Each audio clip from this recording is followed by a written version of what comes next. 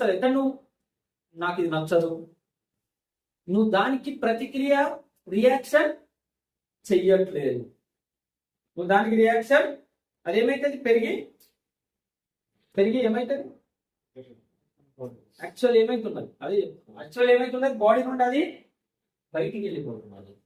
ఇక దాన్ని సపరేట్ చేయాలి. It want to leave the mind, it want to leave the body. ఆ sensation పెరుగుతున్నది ఏమైతున్నది లోపల దాచుకున్నాం కదా సపరేట్ చేసి డబ్బాలో, ఆ డబ్బా నుండి అది బయటికి వస్తున్నది, డబ్బా నుండి పోవడానికి వస్తున్నది అంతే. It want to leave your mind and body,